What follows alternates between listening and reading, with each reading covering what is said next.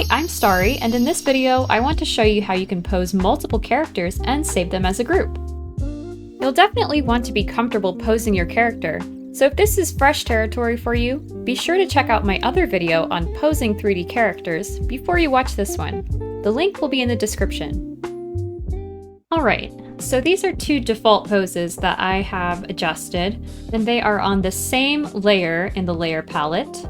The first thing you'll want to do is to click the wrench icon to display the object list, and then open Object List. And what you'll want to do is create a parent-child relationship. So to do that, we're going to grab one of our models from the list and then drag it up into the other model where you'll see this red box appear. The top object will be your parent object, and below it is the child. Click on the child, and then what you'll want to do is select an origin point.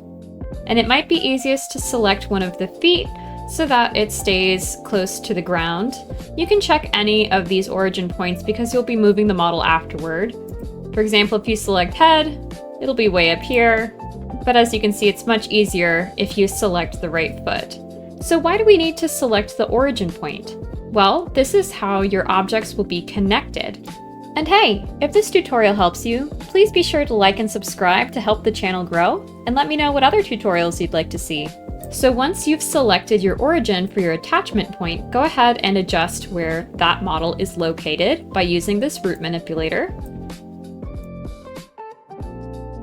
And since we have object snapping enabled, you can tell by this little lightning bolt that it is active. Whenever our objects are starting to interact, we see these yellow bounding boxes appear. Now we've placed our model in the proper position. Next, you'll want to go ahead and create a new folder so it's easy to find your characters. Just simply right-click on your 3D folder and create a new folder. And I've named mine multiple characters. So now that your characters are linked and the attachment point is selected, ensuring that they're both on the same layer, click and drag your layer into the materials folder, and you'll know that it's working because this red box appears. And there you have it. Multiple figures that you can use over and over again. If you want to change the name, click on the material and then open this gear down at the bottom. You can also add search tags if you want, which will make it easier to find your materials later on. Click OK.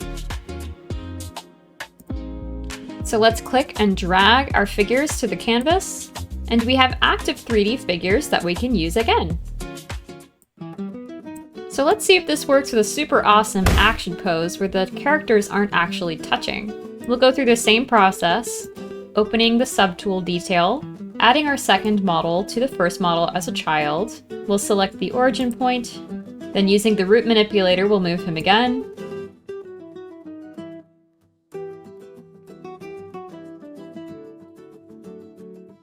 Then with our multiple characters folder open, we'll drag our layer just as before.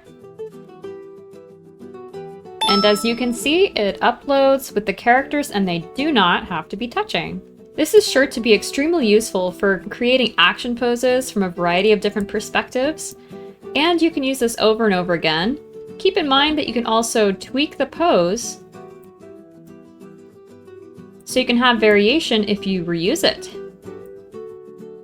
Let's go ahead and drag our girls onto the canvas, and if I select one and I move her, she'll be moved independently. But if I shift click, the objects will turn red and I can manipulate them both at once. They have been added to the same layer as these other characters. So if you want to go crazy and add a bunch of characters, maybe you're doing something like a group pose, you can absolutely do that. Alright, so that's it for this tutorial. I really hope it was helpful. Please be sure to check out my tutorial playlists, and please like, share, and subscribe. I'll see you again soon.